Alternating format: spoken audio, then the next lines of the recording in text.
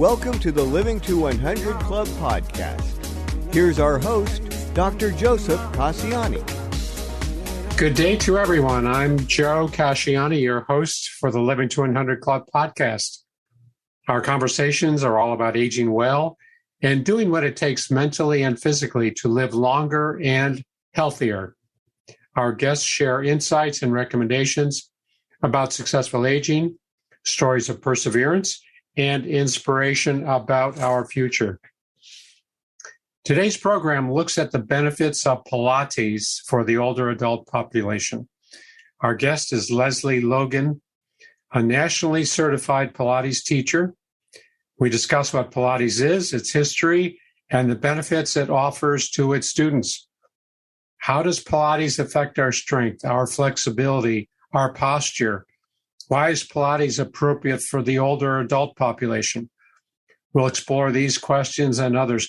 First, a little background. Leslie Logan, NCPT, is the founder of OnlinePilatesClasses.com, the first free online catalog of Pilates exercise tutorial videos, where you can also find weekly online mat classes and workshops. When not teaching from her studio in Los Angeles, Leslie can be found traveling the world, leading Pilates retreats or offering Pilates business coaching to studio owners and other instructors through her private mastermind group. Leslie, welcome to our program. Oh my gosh. Thank you so much for having me. I'm so excited to talk to you. Yeah, you're very welcome. I'm so excited to have you on our program today.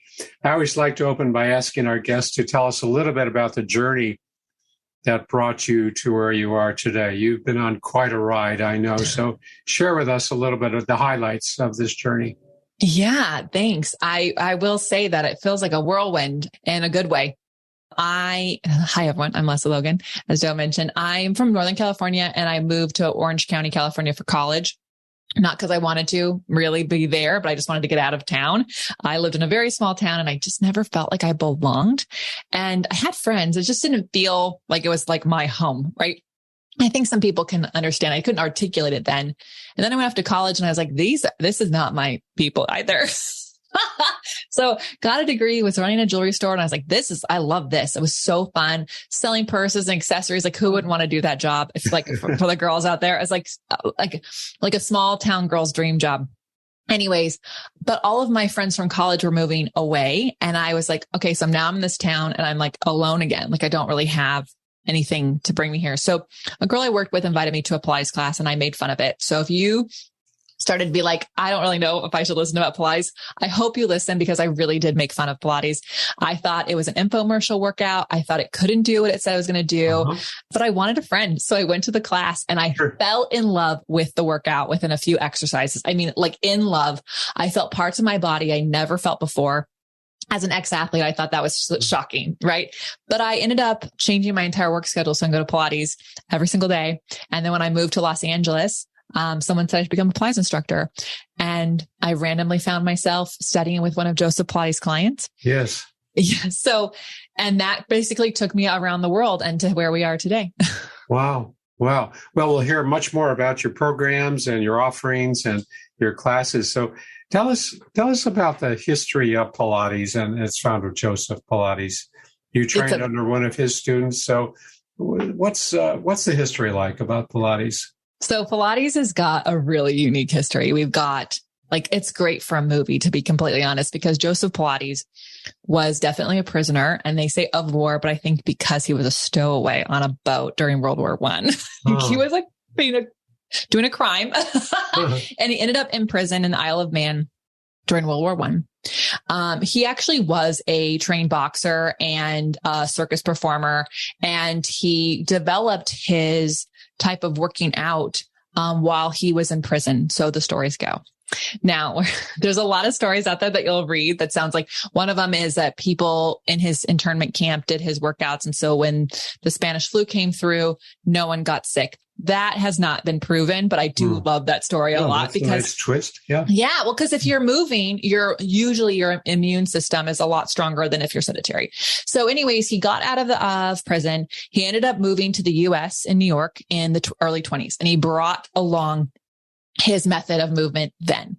And so here he was on 8th Avenue in this grungy apartment with his workout equipment, and he taught all these people. And he was really like stubborn about what his work was, and how he taught people. So he would teach you some privates, and then you would just show up on your own, pay $5, which in the 30s is a lot of money, pay $5, and you would work yourself out. And that's one of the things I really love about the story, because so many people think I must have one-on-one sessions. I must go to a studio. There's all these obstacles and accessibility problems that are there, when really his whole mission was to teach you to teach yourself.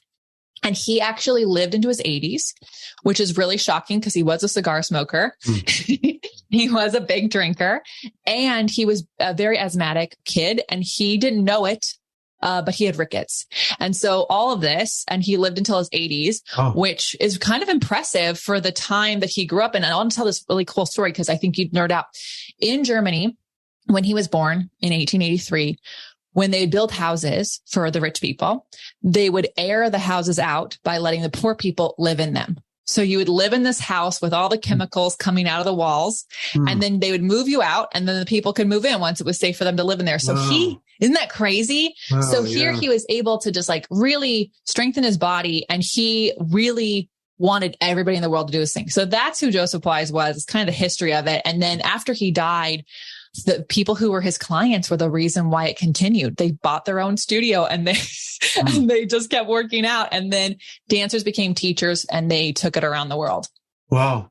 Wow. And you were trained then, as I said earlier, by one of Pilates' students, one of his own clients. And so how is Pilates different from other forms of exercise movement programs? What makes it unique? Yeah. So I think what makes Pilates really unique is that it really is Pilates and what you're already doing, not Pilates versus, whereas a lot of modalities can be like, this is the thing that you do. You can, like, if you do cardio, let's be really realistic about that. You are doing cardio, and yes, the muscles are being worked, but when the cardio is over, you're done burning calories, and you're not actually doing a lot of strength-based workout in that. Whereas when you're doing a Pilates practice, you can actually get your cardiovascular system up, and you can bring it down, because each exercise has its own rhythm. So you really can go up and down as you start to learn the movements, because what makes Pilates very different than anything, and I weight train as well, is that when you weight train, you do some sets, you rest, you do some sets again, you rest, right? You do these, you repeat the exercise usually 3 times. In Pilates, we take one exercise, and ideally, once we've learned it, we move it into the next exercise. So there's a transition. So there's actually no break that's happening. Now, when you're new, obviously there's breaks, but once you know it, you actually just move from one exercise to the next. So you get that cardio going because you never stop, but it's a strength-based workout. So it's kind of the best of both worlds. However, what I really think makes it also unique is that there's a lot of balancing of the body, and working on balancing just like your imbalance, like you're like standing on one leg, like sitting down, standing up without using your hands, which we can talk about why that's so important to youthfulness in our bodies. The other thing is that there's a ton of work because it's a full body workout in every exercise. There's a lot more lateral muscular work done. If you think about squats and lunges, it's all frontal plane, right? Maybe you work your back, but like most people are not doing lateral exercises that work your hip muscles and your obliques. Those are super key to not only having strength and balance, but also having youthfulness of your spine and being able to quickly react to things. Like if you are walking down the street and you you trip on something, you're going to want your whole body to work together to balance you out. A lot of people do a lot of things like bicycling, running, the treadmill, all that kind of stuff, all frontal plane. We're not getting that side stuff. So It's definitely essential to add into your repertoire. I'm not going to make you take anything out, but I think what you'll see is that you start to do everything better. Yeah, interesting. So it complements what we're already doing. As you said, we don't replace it. And it also doesn't have the reps that other weightlifting and strength training does. So you're completing one exercise and then going to like another level and maybe a little bit more strenuous and continuing your program. Yeah. And that's what so a lot of people are probably thinking I'm not flexible enough for Pilates. And I find that to be hilarious because I'm like, where are you going to get flexible? Yeah. You can't do it when you're doing. But, most people will just start to stretch. So there's like if you're sitting in a chair and you just like fold over your legs, or you're sitting on the floor and you just fold over, like that's a passive stretch, and you will feel more flexibility after doing something like that. The problem is you don't actually keep that. It starts, you just go back to life. So what we need to create flexibility is a active static stretch. So that means you activate the muscle while you're stretching it. And when you do that, you actually increase flexibility over time. So you're not going back to square one. You're actually getting more flexible. And that kind of flexibility is key, because if you are too strong, you'll just become tight, and that creates an injuries. But if you're too flexible, that creates injuries. So we want the balance to be there. And that is one of the things that I love, is I can't get that from anything else. If I'm weight training, I'm not getting more flexible. And the way most yoga classes are taught, I'm only getting flexible. So having that balance allows us to have a body that's able to react to the life that we're living. I see. Yeah, that's good. That's helpful. So what's the optimum number of classes per week, would you say? Couple? Or? Yeah. So here's the deal. I mean, I'll say any Pilates is better than no Pilates. Okay. Yeah. But that being said, there's been tons of studies out there that if we do anything one time a week, we're not really, I mean, you might feel really good afterwards, which you will, but you're not necessarily going to get the benefits quickly. So ideally 2 to 3 times a week hitting your practice. And what is really cool is it's okay if it's 10 minutes. If it's 10 minutes, you could do it 4 times a week, right? Especially with the mat work, you just need room on your floor, or you can do some exercise on a wall, even if you're not able to get down onto the floor yet, right now. So I would rather people do a quality of workout versus a quantity of time. And then that way we can get a quantity of sessions in a week. Okay. So quality over quantity. Yeah. Now, in terms of the Pilates studios, I had an office, and there was a Pilates studio not far from where my office was. And they had a lot of equipment and floor exercise equipment. And is that not so needed anymore? I mean, do we really need the equipment, or can we do Pilates solo without all? I love this question. Yeah. So Joseph Pilates created the mat work first, and he's like, everyone can do this anywhere. But the problem was some people just couldn't understand how to do the mat work. So that's where he started creating all the equipment. Okay. Now, do you need the equipment? No, you could just keep practicing the mat and eventually get better at the mat. However, you may be in a situation where you do need the equipment. When I say that, it may be that you actually have to get stronger with more support. The reformer, which is what most people have seen, it looks like a weird bed where the bed goes back and forward, and there's like a butt bar and there's some straps. I would not recommend people start out in a classroom environment with that. I would recommend that you start out with some one-on-one sessions, because you do want to understand the safeties of being on that reformer before you're in a class. And then ideally you use that reformer or the other equipment to get to being able to do the mat practice, because the mat practice is very hard.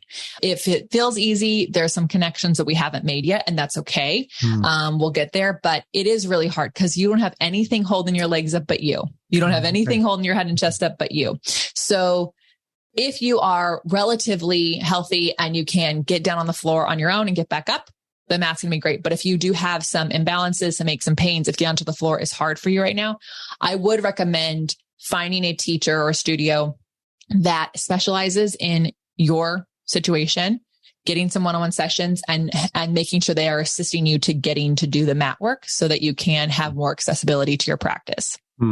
Yeah. So I'm curious. So a little bit of discomfort is needed for each of these kind of programs. I can see that. Yeah. If it was easy, we wouldn't hate exercising so much. Right. Well, there's also a difference between pain and hard. And I think we have to recognize that. Yeah. It should be hard. It shouldn't be painful. You're right. So and that's something that like you may not understand yet in your own body. And I remember I had broken my leg and I was working with my trainer and he was having me after I was able to be on both legs. He was having me do something. I said, I can't do that. He's like, you can't do it because it's painful or you can't do it because it's hard. And I was like, oh, I mean, I was definitely scared, right? Especially if I hear you, if you're someone who has some back injuries, some shoulder issues, you're worried about moving because when you move, like you've hurt yourself. For sure. Definitely. I would feel scared too, but there is a difference between a challenge and pain. And a challenge is good for your body. It's what keeps it strong and keeps it going. Yeah. Well, any guesses on the difference? How do you distinguish one from the other? That is a great question. I think it's going to be individual and also on the injury. Mm-hmm. For me, where the pain was very acute to the area of where my injury was. Mm-hmm. Yeah. But when it was hard, it was my whole body. Yeah. Okay. Yeah. No, lower back pain is clear, right? Mm-hmm. Yeah. Body. Yeah. Okay. Yeah. Yeah. I could see that's, and there's probably some overlap between the two sometimes, right? Yeah. And also like, it's good to be talking with your body. Your body is telling you things all the time. And if you are listening to it, you'll start to understand what it's saying. You'll start to know like that's a no-go zone for me, right? Like I can feel on the dog walk now immediately when my gait has gotten off and I am causing pain to my leg. And so I'm like, oh, I need to pay it a little bit of attention. Obviously I'm tired. So my leg is turning in, but that took me years to understand for myself. So I think if you're listening to this, you're like, I don't even know what my body is saying. That's okay. Especially if you're in a Western culture, we taught you to not listen to your body. We taught you to like take a pill and cover it up. So it's okay to be learning this new language, but allow yourself to learn that, to kind of dance with that and play with that. And then journal, write down how you felt when you got up, how you felt when you did the move and how you felt afterwards. Hopefully you feel invigorated. Like after Pilates session, even if I'm tired, like today I have one for myself and I hate working out 1:30, but that's when my teacher has the time. I hate it. There's nothing that brings me more frustration than an afternoon workout. But afterwards, I'm always glad it was over, even though it was hard.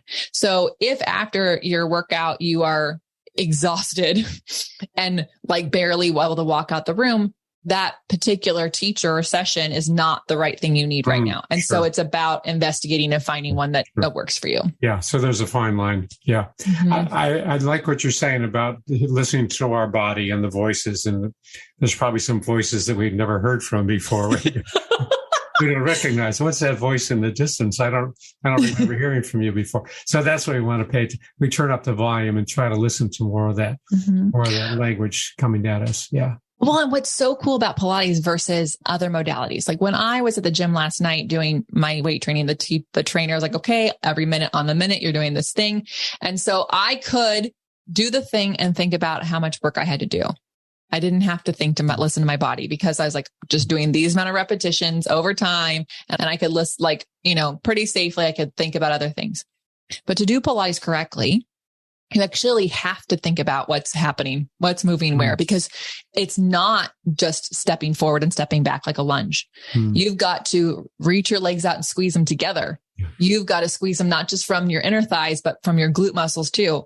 And you have to make sure that when you send your legs out, you don't tip your pelvis in a way that your lower back's arching. So now you have to think about that. And so in the beginning, you can't think about all these things, but over time you get better about controlling your body. Pilates used to be called contrology, study of control. And so you can't even think about the worries you have about your life or the things you're going to get at the grocery store. And so all you can do is listen to your body. And over time, parts of your body, you're going to start to understand what they're saying. Yeah. So that's the importance of awareness and focus, right? We can't do it without the focus. As you say, every movement, we have to be conscious and it's got to be a deliberate movement. So we know exactly what we're doing and paying attention to that. Yeah. I can see that. That's central. Sure. Yeah. Sure. So I guess if we had lessons, one-on-one or group lessons, that's one thing. But can someone do Pilates without attending a class online or in person? Can we do that without? Yeah, 100%. And I hope you try. Mm-hmm. So there are plenty of options out there. I have one, and we definitely are more of an all levels mat class. However, we do have an intro series. So when you're in the intro series, we teach you over 3 classes, up to about 20 of the 34 main exercises you'll do. And what you'll notice is, as you mentioned earlier, one exercise builds onto the next and builds onto the next. And so the permission that we give all of our members is, if you can't do this exercise yet, which one can you do? Mm-hmm. So whatever one you could do is eventually going to help make it so you can do this one. Okay. So if you can't go overhead right now, or that's just not even an option. I have a woman who does our classes that she doesn't do anything overhead. She's got a fusion, doesn't do it, but she instead does an exercise she can do.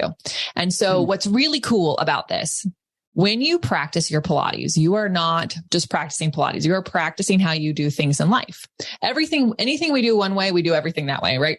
So if you are asking yourself, okay, I can't do that. What else can I do? What else? Oh, what else can I do? If you're focusing on what you can do in that practice, eventually over time, you're going to see less obstacles in your life because you're okay, what can I do? So there's a roadblock down the street. Okay, where can I drive? You start to train your body to think about what is possible. And so that's really cool. But we have an intro series where a lot of people take those classes, and then you can just keep taking those classes. Like the sign that you're a more advanced person is that class gets really hard. Okay, sure. Doesn't get easier. It gets hard. It gets harder because you start adding in more muscles. And then if you want to take our weekly classes, you can. And what's cool about our platform is that you can ask us anything. You can literally take a picture of yourself or a video of yourself and go, am I doing this right? And myself or the teachers will actually give you feedback. So it's kind of like having a teacher, but having the price point of being in a class. Mm-hmm. Mm-hmm. Wow. Well, so I know the audience, people who are listening, may not have been trained in Pilates. Some of them have, hopefully, but maybe they haven't. And I wonder if you can offer some 1 or 2 exercises that we could do on our own without the one-on-one. I mean, without taking a class. So, okay, one that I really love having people do when they are at a wall. So I'm going to describe a wall one. And the reason I'm describing this is the most safe and also challenging exercise you can do. Anyone can do listening. So when you get to a wall, you need enough space on the wall for your head, shoulders, and hips to touch the wall. And your feet are going to be a little bit away from the wall. Now, the more tight you are, the more your feet are going to have to get away. The more flexible you are, or the more you want to challenge yourself, the closer to the wall, like even to getting your heels on the wall you could get, right? But I typically go 1 foot distance away from the wall, one of my own feet. Then you bring your heels together, toes are apart. So you're in a slight turn out, and you'll make sure that you're not locking your knees. So like literally like soften those knees because I want you to stand in your feet. And this is key. A lot of people, if you're listening to this podcast while you're standing in line at the coffee shop, I want you just to double check. Are you standing like with your knees locked out, your lower back forward, all the weights in your heels? That's typical. We do that a lot. And that is one of the reasons why so many people have low back issues, is because they're not staying in their muscles. They're just staying in their joints. So your knees are soft.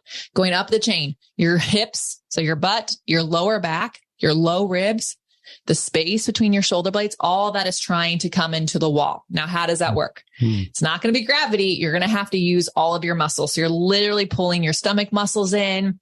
You start to breathe in through the nose, everyone, into your lungs. Very important. There's a lot of science around breathing. And in Pilates, Joseph Pilates was very big on learning how to breathe. And we must breathe in and out through our nose whenever possible. It's going to prevent a lot of infection. B, that's what it's designed for, believe it or not. And if you are having issues breathing in through your nose, the cool thing about your body is it doesn't want to die. So yes, I don't want you to tape your mouth closed, but try to breathe in through your nose. Your body's going to find the pathway to get some air in eventually. And you'd be surprised what you can do. So breathe into your nose, into your low ribs in the back. So many of us breathe into our chest. We breathe into our belly, but we don't breathe into the back of our lungs.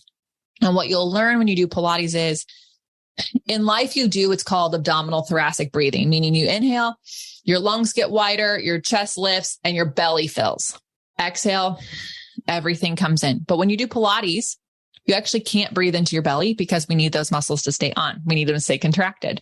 So you breathe into the back of your lungs, which is so cool because we have these massive lungs that we're not taking full advantage of. So you breathe into the back of those lungs. It's going to take up space on that wall. You're going to pull your shoulders back and you're going to pull your head back. And I know this is a lot of stuff, but I really want to make sure if you're doing this while you're listening, that you feel like you are being taught, because this is how I teach. I want to make sure everyone feels like I can see you. Now, your arms are by your side. And what I want you to do is just start to pump your arms forward and back. So it's like little flutters, almost like you were like flutter kicking in a pool, but doing it with your arms. Okay. What you're doing while you're pumping your arms, you're inhaling through your nose for 5, 4, 3, 2, 1, exhaling for 5. So there's 5 pumps for an inhale, 5 pumps for an exhale. As you do this, I want you to notice, does your head come off the wall? Does your back pop on and off the wall? Does your belly pop on and off the wall? What is happening in your body? The goal is that everything in your body is working and staying, is trying to stay connected while you pump your arms. Because here's what Pilates is. Pilates is the art of supporting your entire axial skeleton, from your head to your tailbone. Notice we put that entire part of the skeleton on the wall. We ask the muscles to support it there. And then taking your appendicular skeleton, your arms and your legs, and doing something with them to see if they can disconnect what you just put together. And so those pumps are designed to try to disconnect you. And your job is to stay connected the whole time for 10 breaths. That's exercise number 1. Wow. That's a lot. Try to do it for a minute, and believe it, you'll get your cardio up. Yeah. You'll start to see your posture gets better. It's amazing. Wow. That's super. That's great. And I'm sure our listeners will enjoy that. They'll practice, find a wall, and try to keep these steps in mind, and maybe even write them down. And here's what I need to do. Yeah, that's great. That's great. And then if you can get on the floor, what I'd love for you to do, there's a ton that I could teach you, but the one that I think would be great and is easy to hear and do it's called the single leg kick. And this one is so key at reversing our heads coming forward, because we're on our computers too much and we're on our phones too much and we drive a lot. So you come onto your stomach and you prop yourself up on your forearms. So it's kind of like if you were to hang out at the beach, right? You're like looking at the ocean, prop yourself up. Now, what I want you to do is make sure that your forearms are parallel to each other, and you can make fists with your hands and you can push those fists down. So your arms are really pressed into the ground, almost like you're about to do a forearm plank. Okay. Then double check that you're not putting your shoulders in your ears. So you can even sink into your shoulders and then push them away. Just see where you are, because we're not hanging out at the beach. We are showing off how strong we are. So we're literally about to prop up into a plank. I'm not going to make you do that, but that's how strong it should feel in your upper body. Yeah. Your head is not looking down. You're looking up and away. So not up at the ceiling, but maybe like halfway up where the ceiling meets the wall. Okay. Your neck is part of your spine, everyone. They forgot to do that because they named it the neck. And so we think it's something separate, but it's actually part of your spine. So we don't want the neck to have too many wrinkles. So I don't want you to lift your head all the way to the ceiling, but I don't want your head hanging down. So you find that long neck, like a turtle coming out of its shell. Then your legs, you have your toes pointed and you're pressing the tops of your feet down. This right here is already a lot of work. You're actually putting an extension in your thoracic spine, which is where we all need to be working our extension. Most of us work our extension in our lower back. It's really good at extending. We actually need to work the thoracic spine because it has a little bit of extension. We want all of that. And then you pull your stomach away from the floor. So it may still be touching because we all have different shapes of bodies. We all have different lengths of torsos, but you're trying to get the muscles to energetically pull away from the floor. And as you do that, without changing anything from the tailbone to the crown of the head, because remember, I told you, we got to keep all of those muscles working. Now we have to work the legs. We're going to kick one leg towards our seat. If you kick that leg towards your seat and your whole body bounces forward or your lower back kicks down, we lost the connection. We lost our Pilates connection, right? So when you kick, it's not about touching your heel to your butt. It's about doing a hamstring curl. That's enough of a challenge that your whole body has to work together against being kicked around. Then you'll feel a stretch of the front of your thigh. You'll feel your hamstring and glute working. This is super important for posture. It's super important for health. It's super important for you to stand up off of a low toilet and getting back up, getting off the floor. You press that leg down. You kick the other leg 2 times. Kick, kick, switch, kick, kick, switch. And you do 5 to 10 times. And that's the exercise. And if you do that every day and you do the other thing every day, I think you're going to feel really good. Wow. And then if you want more, you can get more somewhere else. Sure. Wow. Thank you. That's great. Great. You know your stuff. I can tell. Yeah. I am obsessed with it. So I told you guys, I thought it was like infomercial workout and I am stronger today than I was when I found Pilates when I was 25. I have more flexibility, more balance. I can do things like I'll go to a Thai kickboxing class with a friend and I can do it. Even though I don't know what I'm doing, my body can work together and figure it out. I'm not afraid of falling or things like that. I can pick up a heavy suitcase. When we moved, I could do things. And all of that is because I do Pilates. So I think we tend to focus on the wrong things. We're like, oh, I have to go practice that to get better at this. But if we actually just practice our Pilates, there's so many things that we're already at the beginner intermediate level of just because we got to know our body and we allowed it to have this balance and to be challenged in this way. And I have seen my client, I had a client, I got him at the age of 60. He was a retired dentist. So head was super forward, shoulders were super forward, and he hated Pilates. He freaking hated it. His wife dragged him to me. He came every week. And then one day he realized he was taller than his friends. Taller than his friends. And his golf game got better. When that's very important to people in his group. So he started coming 2 times a week. And if he couldn't come on Sunday, he found a different day. And I taught him till the age of 72. And at 72, he was taller than the day I met him. And he was keeping up with people in their 50s. And he and his wife were doing hikes when they were traveling. Like, he got more life back. So instead of thinking I'm 60 and I can't do all these things already, now he's 72 and he's doing things he couldn't do when he was 60. That to me is humongous. We had what an amazing gift we could give someone. And it's all just about having a movement practice. Doesn't have to be we don't have to burn a ton of calories at the gym. I'm not saying you can't have some foods. It's just about really challenging your body in a way that it can show up for you and do other things. Yeah. So the beauty there is that we focus on the process and not the objective necessarily, not to get stronger, not to increase our balance. It just happens. It's just kind of the serendipity that comes about from this type of exercise. Wow. Yeah, I had an 85-year-old. This story is amazing. She hated this one exercise because it was just marching. So we just stand up, layer one arm on top of the other, and then pull one knee up as high as it can without hiking your hip. Set it down, which is harder than you think. So to pull the leg up without hiking the hips, you just pull it up as high as it can. That means hip flexor, stomach muscles, and you got to stand on that other leg. Set it down without shifting too much. Pick up the other leg. And I would make her do it after every session. I looked at the clock for 1 minute. We're doing this. And she hated it. She's like, why are we doing this? And I said, one day you're going to know.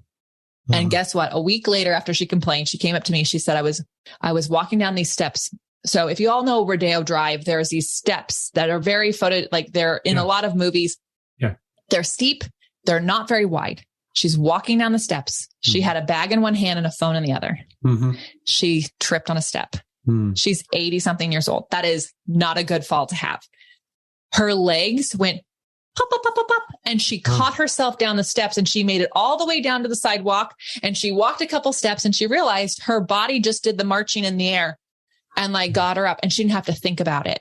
Yeah. So it's about taking the life we want to live and the things we don't want to have happen to us and then training our body to being able to respond to those things without our brain having to be part of our conscious brain being part of it. Sure. And it was really cool. It was so cool. So she did it every day on her own after that. Wow. Yeah. So the body recovered. She lost her balance or she tripped and the body just naturally recovered after this series of exercises. That's beautiful. Sure. Yeah. I used to teach people, I tell people I teach people to fall better.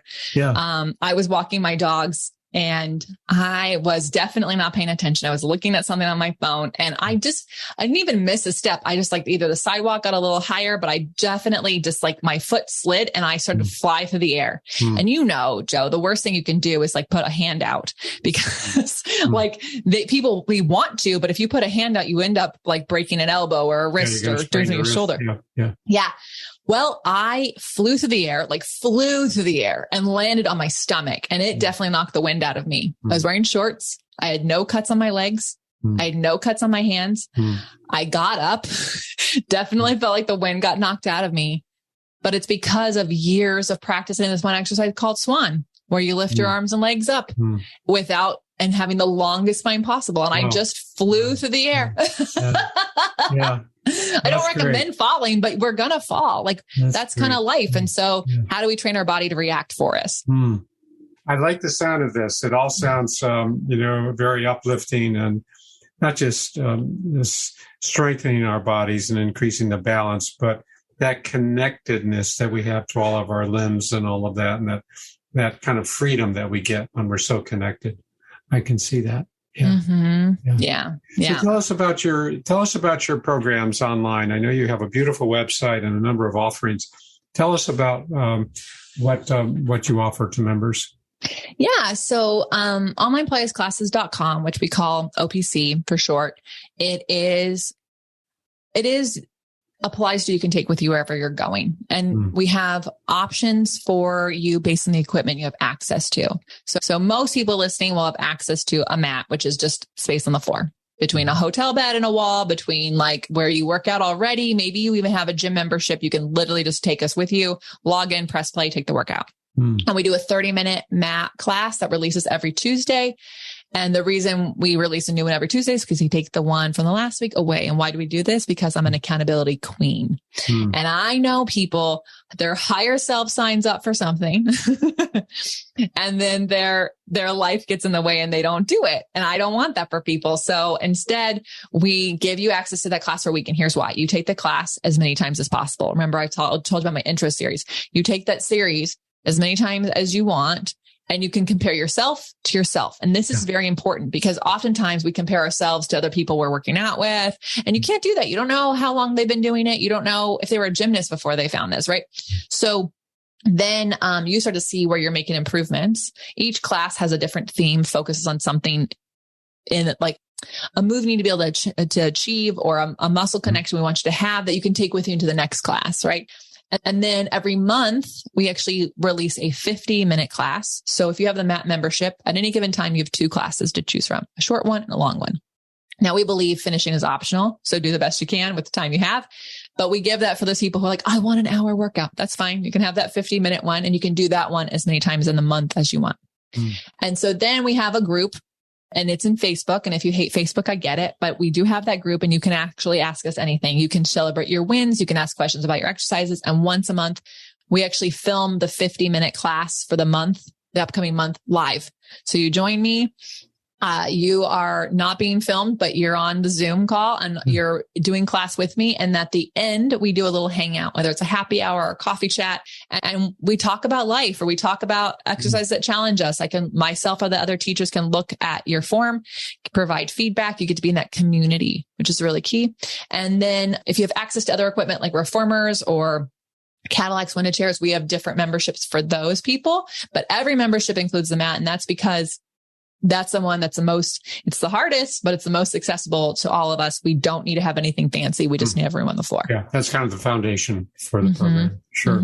Yeah. And what you said about not comparing ourselves to others, because that's a trap. We know that. It's how am I doing compared to where I was last week or last year? That's what's important. Yeah. Yeah. Yeah.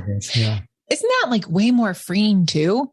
I mean, no one really wants to evaluate themselves that often, but like it is way more freeing to just compare yourself to you. Well, it's also reinforcing too. We see that those little bits of success and little bits of progress, and turtle steps, I call them. But every time we do that, it builds that confidence, and it builds our self-efficacy and our momentum. It keeps us kind of driving forward. Exactly. That's great. Sure. Exactly. Yeah. So you have Pilates flashcards. Just quickly, what are they?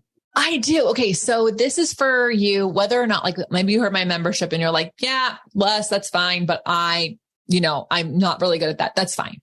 The flashcards are amazing because it's a physical product that you can actually look at the exercise. It's on one side. It has a QR code. So just like when you're at the restaurant, you scan it for the menu, you scan that QR code and it actually takes you to the video tutorial. And so that way, if you are a more visual learner, you can see me do the exercise. You'll hear me explain things to keep in mind. And then when you flip the card over, it actually has how to set up the exercise, how to do the exercise. And then remember, we talked about transitions, how to transition to the next exercise. So maybe when you're learning, you do the exercise, and then you have to look at the card to see how to transition. Great. Do one more rep and then practice the transition. Pick the next card up.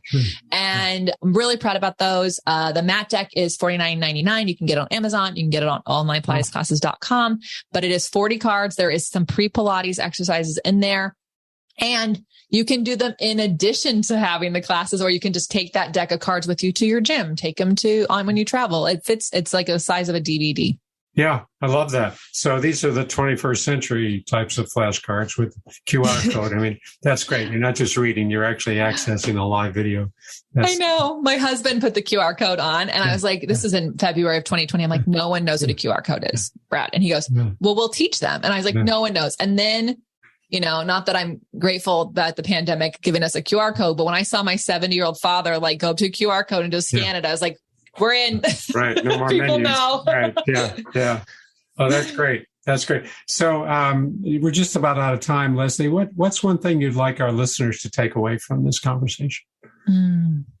Movement heals. Movement heals. And so I know sometimes you don't feel like moving, but I promise you, the more you move your body, the easier it is to move your body, the longer you can move your body. And so I hope, even if it's not with me, that you find ways to move your body. Great. Such an important message. Thank you. Yeah. Well, it looks like we're out of time, but before we wrap up, I just want to remind our listeners to visit my website, livingto100.club, sign up for the email list, and download a free copy of my 9 tips to make living longer enjoyable. While you're on the website, be sure to peruse our library of blogs and podcasts. So we've been talking today with Leslie Logan. Leslie, thanks so much for being a guest on this program. For those people who might want to contact you, how can they do that? You can reach me on onlinepilatesclasses.com. We've got a support thing there. Or if you are on Instagram, I am on Instagram at leslie.logan. Or you can listen to my podcast, Be It Till You See It. We're going to have Joe on as well. Yeah, that's right. I'm looking forward to that. That'll be later this fall. Well, thanks so much. This was a lot of fun. Learned a lot, and I'm sure our audience learned a lot too. So thank you for having me. Thanks again. Yeah. And thanks to all of our listeners for tuning in. Hope to see you next time.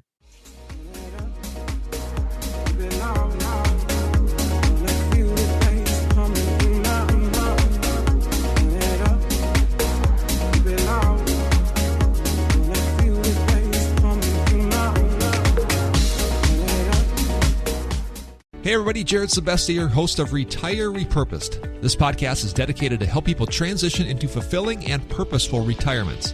Retirement is a big life change. In fact, the 2 most dangerous years of a person's life are the year they were born and the year they retire.